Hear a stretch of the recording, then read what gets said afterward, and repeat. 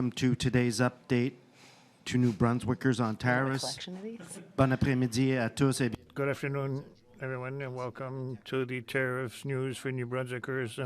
Before leaving the floor to the Premier, can you make sure to mute your microphones? the Premier would like to ask everyone to ensure their microphones are placed on mute. Premier. Thank you very much, Bruce. I had been, as of yesterday morning, thinking, oh, we've gone a week and no new news on tariffs. And then yesterday afternoon happened. But I'm going to start off with the good news that many of you may have already heard. We were really pleased to get confirmation from the federal government that Campobello residents will be granted an exemption at the border when they are going to get their essentials and groceries. They will not have to pay extra costs and tariffs from retaliatory tariffs in order to get back to get those goods back home. So we were really pleased that Prime Minister Carney and Minister LeBlanc and others were able to push that exemption through. We continue to do work to see if we can get the ferry in the water sooner to also help through these challenging times. But I want to recognize Mayor Harvey Matthews and his advocacy, CHCO, and their continual push for this, and all the residents that reached out to me and others to make the case. And again, grateful that the federal government was listening. Shows the importance of having good communications and good partnerships with the federal government. Pour les nouvelles au niveau du... For the news about the tariffs this week, there are no changes. I want to be clear. I knew that there was information from the president yesterday, but it does not have an impact on Canada. Same auto tariffs, steel and aluminum, energy and softwood lumber tariffs that we faced yesterday and the week before. And so we see the reprieve that's being offered to other countries, but we have to remain vigilant for New Brunswickers and for Canadians. And so our retaliatory tariff program is still in place, and our support program is still in place. L'équipe d'Opportunité Nouveau Opportunities team has had more than 100 conversations with the business people in our province, and they're advancing the files of support for these businesses. So we ask you to continue to contact us to tell us your realities, even if the tariffs are only on automobiles, steel, aluminum, and energy. And there's support there for everyone who sees an impact on their businesses. That the tariffs on Canada are still in place for steel and aluminum and automobiles, as well as softwood lumber and energy. And so our support programs are still in place. Opportunities New Brunswick has had more than 100 conversations with entrepreneurs around the province about support. And I was just up actually in the Acadian Peninsula with MQM Manufacturing that does huge steel fabrication projects like Yankee Stadium. I bet you didn't know that it had New Brunswick steel in it, and some other really impressive projects around the world. These tariffs are impacting them. We did have Finance and Treasury Board do up new projections to understand the impact of the current tariff situation on New Brunswickers. Those projections, based on this focused group of tariffs, are that the job impact ranges between 2,100 jobs and 6,600 jobs. So that's 2,100 jobs in 2025, growing to 6,600 jobs by 2029 if these tariffs were to stay in place over those 4 years, and 0.6 percentage points of GDP impact is what's forecast with the current slate. So that's not enough to push New Brunswick into the technical definition of a recession, but that does represent about $3.5 billion worth of GDP out of our economy. So we continue to stay really close to the issue. We continue to have the team at Post-Secondary Education, Training and Labour at Opportunities New Brunswick ready to take your calls, to respond to the impacts that New Brunswickers are feeling locally. But I'm really happy that there are no news this week. We're continuing with the same situation. But that to flag that it is Tourism Week. So if you haven't already booked some time to visit a great vacation destination in New Brunswick, to plan a drive to that place that you've never been, then we would encourage you to explore all that New Brunswick has to offer in tourism. Send that note to your friends and family far away and ask them to come and see us this summer. We would love to welcome more New Brunswickers and future New Brunswickers to this province, and what better time to do it than Tourism Week. And we want to thank everybody who is continuing to buy local and support New Brunswick products and companies and businesses, because that does make a difference. And with that, je vais arrêter et prendre. I'm going to stop and ask a question. Questions from members of the media. We do have a limited time for questions, so each reporter will have one question and a quick follow-up. You have the right to pose your questions in the official language of your choice. Just a reminder, I will be alternating between members of the media who are present in the room and those online. Nous allons maintenant. We'll now proceed to questions from the reporters. We have limited time for questions, and that's why I'm going to ask the press organizations who are online and in the room. Each reporter has a right to one question and a follow-up question.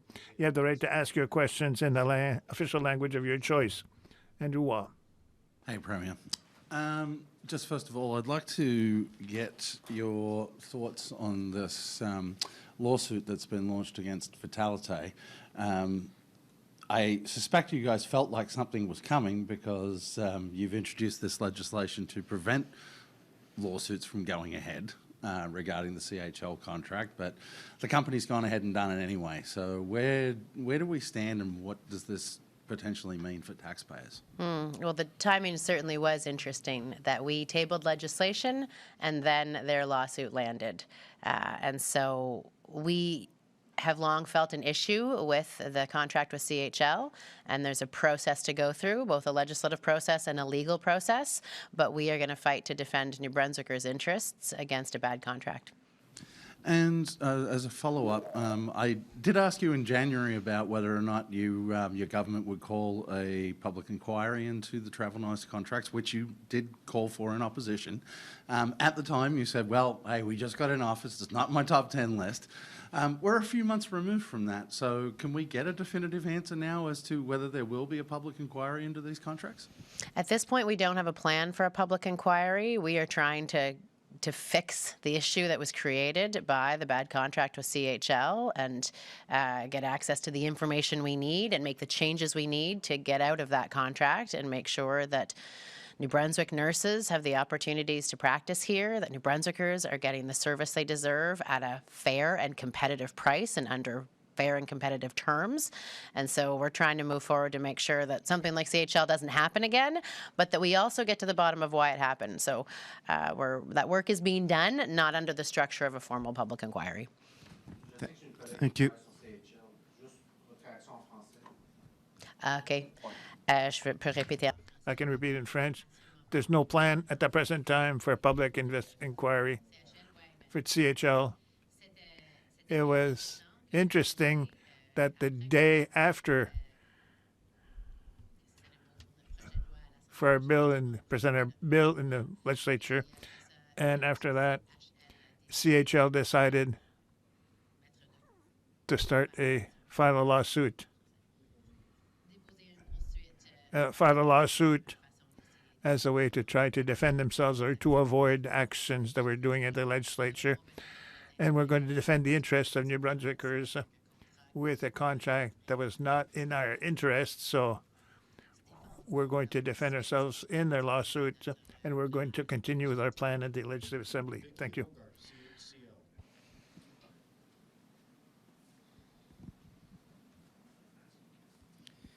Vicky, can you unmute your microphone, please? Thank you, Bruce. Premier Holt, you mentioned last week that a silver lining to the trade war and all that's going on in the U.S. is that we could see American healthcare professionals looking to relocate to New Brunswick. What is the progress on this front currently? The recruitment team has been talking to both organizations and people in the U.S. Who are interested in coming to New Brunswick. And so there's been more of those conversations. And we're also looking at since we've already made moves to recognize Canadian credentials of healthcare professionals from across Canada here in New Brunswick, and we have some places in the U.S. where we have a process to already recognize their credentials, we're making sure that some of those pieces are in place so that we can move quickly to make sure that the Americans interested in delivering healthcare services in New Brunswick have a smooth and fast track to do that. Thank you. Do you have a follow-up, Ms. Hogarth? Just quickly, I know Nova Scotia last week recruited their first doctor in part due to a campaign they launched in November. Will New Brunswick be proactive in a similar way to Nova Scotia? Well, like I say, we already have members of our recruitment team who are proactively reaching out to Americans and the touch points that we know that we can access American healthcare professionals in the U.S. To bring them here. And I think there was a story in the media this week about folks who have relocated to New Brunswick from the U.S. To deliver healthcare services. And so we've learned from those examples about what things we could do to make it faster, easier, and more attractive. And we're certainly pursuing the attraction and recruitment of those folks into New Brunswick's healthcare system. Thank you. Mia Urquhart, CBC, please unmute your microphone and ask your question.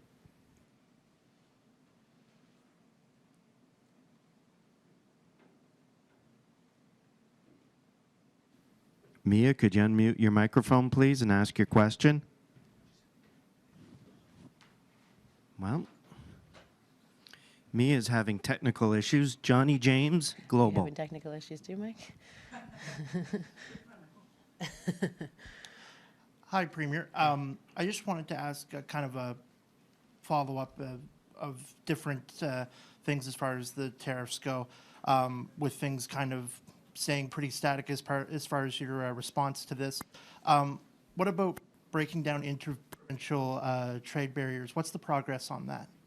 That work continues, and the target goal is a Canada Day, so a July 1st target nationally to communicate to New Brunswickers and Canadians how many barriers have been able to come down and where we've landed with that work. But the team here, it's our Minister Jean-Claude Damoul that is participating regularly. I think they have weekly calls with that group to work through not only the transportation pilot that was supported by everyone. Now they're starting to get into the finer details of what everyone is willing to do and not willing to do. We'd already put forward half of our exemptions to come off the table. We're looking at the rest to whittle them down. So the work continues. Also the local work of New Brunswick engaging with PEI and Nova Scotia and Newfoundland to have our own free trade zone here for goods and services. So I don't have the final, here's the answer, because we're working towards a Canada Day deadline to see as many of the internal trade barriers that we can bring down as possible. And for my follow-up question, I did want to ask about the CHL Vitalite lawsuit. How confident are you in the legislation that you've brought forward that it'll be able to shield the province from any lawsuit like this? I feel quite confident in the legislation that we've put forward. I think it's strong and it will do what we need it to do. But I think our case against CHL is strong. In the face of a bad contract, I don't know how they can defend it, but we're putting the mechanisms in place to protect New Brunswickers. Thank you. Natalie Sturgeon from the St. Croix Courier, please unmute your microphone and ask your question. Hi, can you hear me okay? I can, Natalie. I wondered if the border communities, mainly St. Stephen, but any border communities in New Brunswick have reached out to access some of that contingency money that was set aside for them so far as we kind of navigate this trade war. That's a good question, Natalie. I was on with the border mayors just over a week ago, I think, because we've had a couple regular connects with that group to understand what they're seeing on the ground and what their needs are, and make sure it was clear to them that those funds existed within RDC that they could apply to. Much of the concerns they expressed to us were related to purchasing, so things that they needed to purchase from the U.S. that may become more expensive under a retaliatory environment. So given that we have a much much smaller list than anticipated of retaliation. I don't believe we've had any applications yet from border communities to the RDC fund in light of the fact that the impact has been diminished from what we thought was going to be a whole of economy impact. But we do have regular conversations with them, and I can check with the team to find out if any communities have taken advantage yet of the RDC fund. So none that I know of, but let me get firm confirmation for you. Follow-up, Ms. Sturgeon? Yeah, just quickly, you mentioned that you are talking to them. I wondered how frequently you're talking to them and whether or not you've heard any further concerns on outmigration. Outmigration meaning from the U.S. into Canada or the other way around? Yes, correct. Yeah, Yes. so that was a subject on our agenda at our last meeting, and I think we have had 2 remote and 1 more informal in-person in the last couple weeks with border communities. That doesn't include actually Minister Kennedy, I'm going to sneeze, who has had many both one-on-one conversations and group conversations with the border mayors. So right now, the good news is that the data is unchanged. We don't see a measurable increase in outmigration from the U.S. to Canada thus far. We've certainly been watching both for legal and illegal immigration into Canada. We've got more eyes on the borders and on the woods watching for exactly that sort of thing, and we haven't seen it yet in the communities or through the border data that we get from the RCMP and from CBSA. And so that we're pleased. We and the mayors, I think, we're pleased that that's the case, although, again, we remain vigilant because the situation in the U.S. is unstable. But to date, we have not seen a significant or any measurable change to people coming from the U.S. into Canada that way. Thank you. Maintenant, c'est Alex Villeneuve. Alex Villeneuve, Radio-Canada. I'd come back on yesterday. I'd like to know what the addition of more staff in a clinic, there's already a community clinic, can be considered as being part of your promise to create 30 community clinics in your election campaign. The staff that was at the Lamech Clinic were not in collaborative work. They were nurses, individual nurses who were not doing work on the common file for patients, common patients, with tools provided by the government and a way of really better managing the system. So the addition of for a social worker and the change of one of the roles, that it is a specifically rolled in nurse for complex cases. When we consider the patients as shared patients, it's now a team who are family to offer services, health services for families in Lamech, Chipagan, Miscou, and all of that with a common system and with new technologies as well that Vitalite and the government have contributed so that they can see more patients. I believe estimated at 3,500 patients that they can add to something that is now a collaborative practice as a team where they're sharing their patients and the work, and they're doing the work together with many professionals. So it's going to help us with efficiencies and help us to service people more quickly. In less than 5 days, it's an objective, but they can have minor illnesses in less than 45 hours, or 48 hours, sorry. And they can take more patients, they can see more patients. So it's going to help us to increase the service with a real family team, a collaborative team with technological and administrative help that was not there before. I know without changing the model, that we can tie that to your promise to create 30 clinics, but precisely the model of family clinics are active in Vitalite since 2023.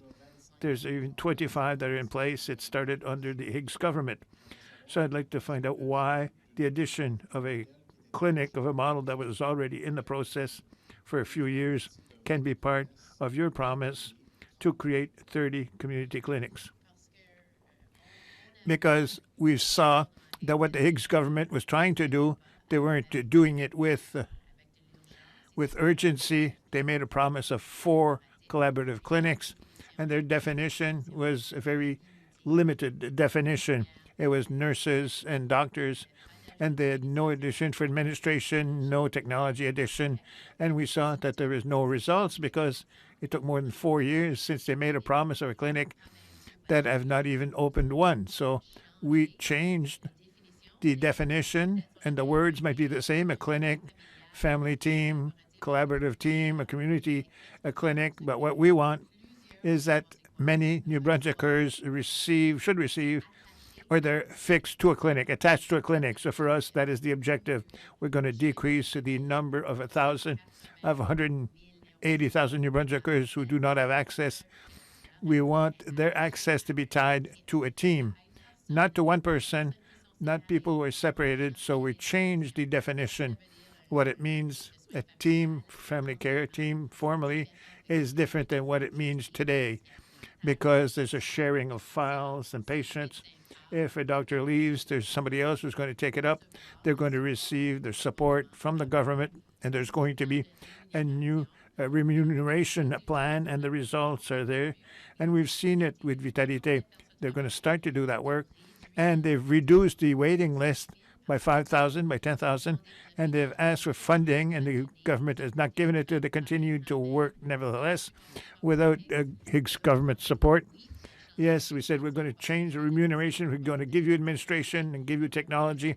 And we saw that 10,000 and more than 30,000 patients they have taken from the waiting list to add services with the government that is there to act for the objective of realizing results that New Brunswickers can really feel, and a better access. And that's the objective.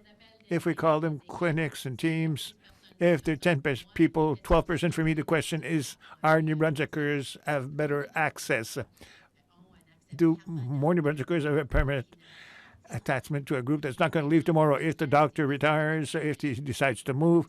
We don't want all these people losing their situation and find themselves on the waiting list. Once again, with our model, they're permanent clinics and permanent teams.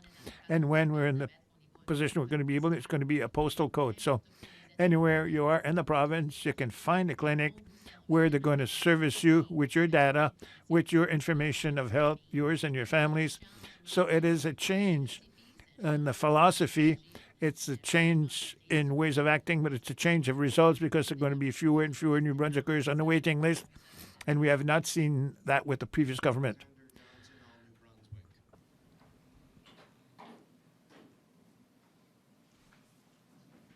Alexander, could you please unmute your microphone and ask your question?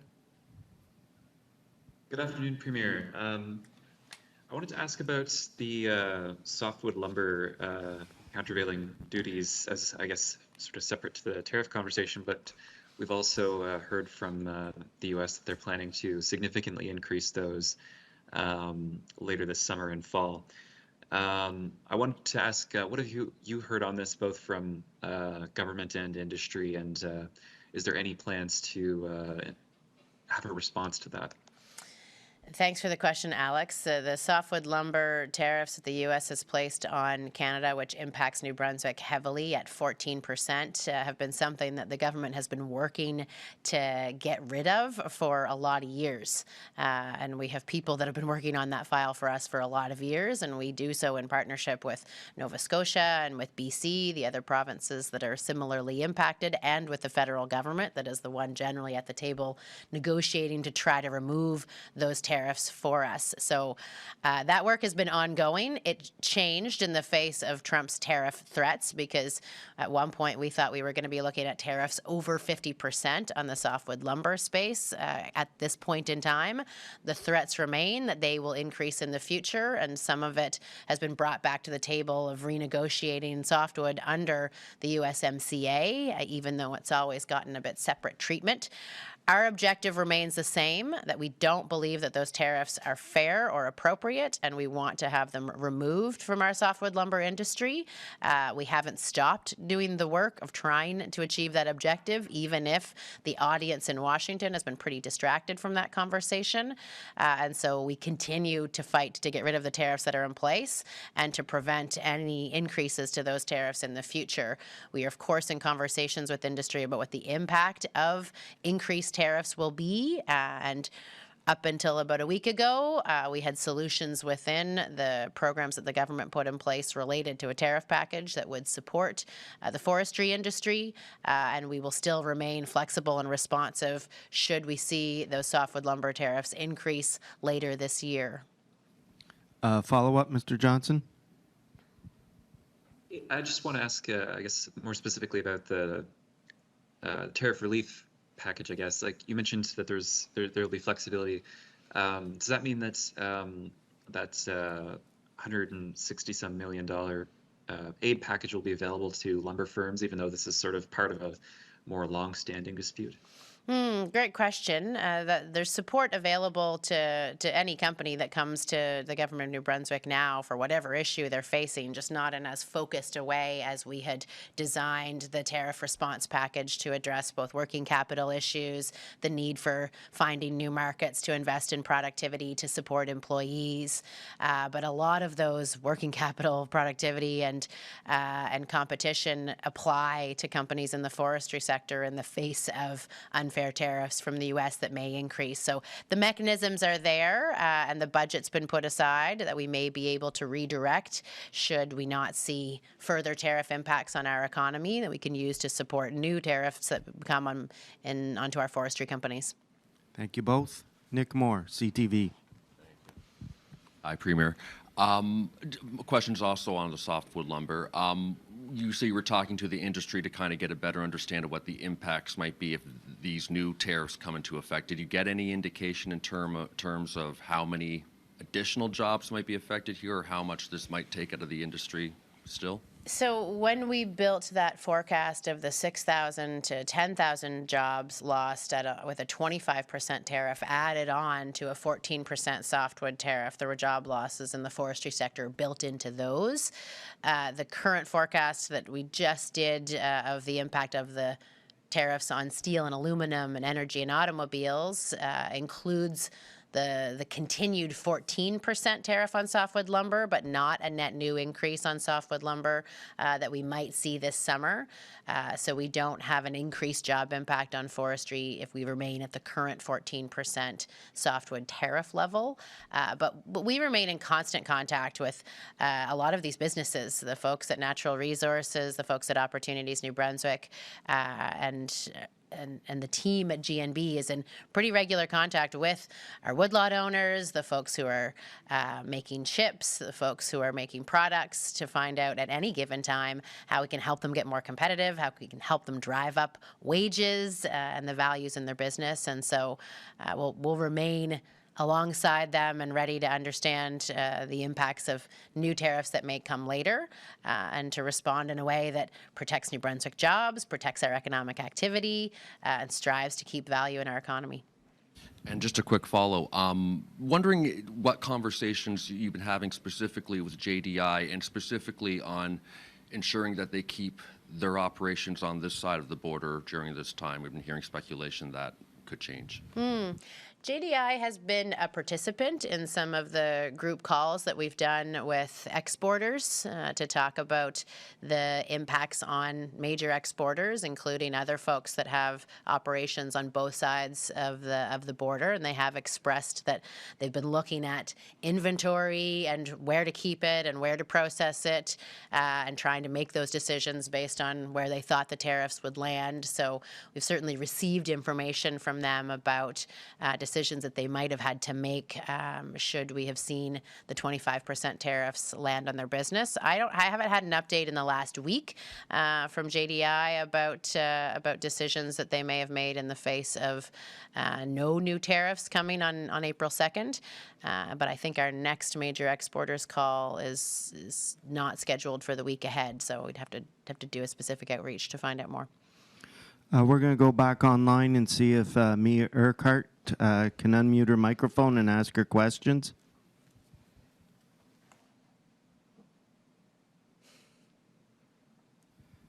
Mia, could you please unmute your microphone? If not, NUMC de Radio-Canada. Radio-Canada, UMC. Yes. Can you hear me? Yes. Yes. Good afternoon, Mrs. Holt. I'd like to ask you a question, and it can answer in French or English according to residents of Campobello. So you said at the beginning of your statements that you're happy to find out they have an exemption, but some are asking with a ferry year round, which is it's a private ferry which works from January to September more or less. What the answer for that request? Well, we're working now to find out if we can start the season a bit earlier, as soon as possible, to help the residents of Campobello to find come to New Brunswick without going through the United States. And we give the Department of Infrastructure and Transportation to work with the community and the committee to really assess the options. We've been talking about it for many years. I was surprised to find out that there were no work being done on the government's part by former governments to really evaluate or assess all the options proposed formally. So we're looking for a solution in partnership with the federal government for the residents of Campobello so that they can have access to their own province in a way that is reliable and direct year-round. And it is work that has started. We're looking for a solution very quickly for today's reality, but we're working for a permanent solution on the long term. A follow-up?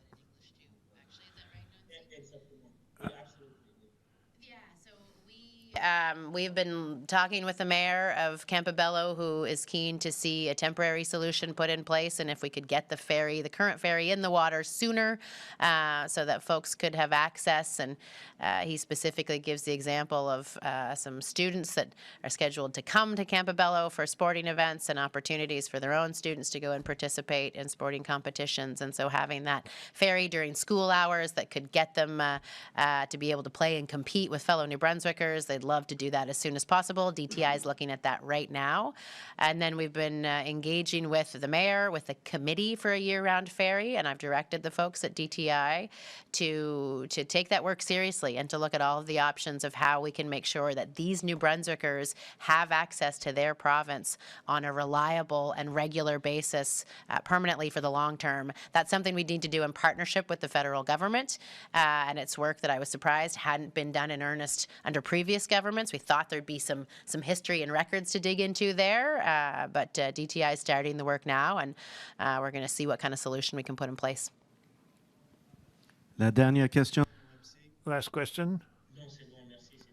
That's it? I only had the one question. Update. Voilà la. And that's the end of our update. Thank you very much. Thank you. Merci.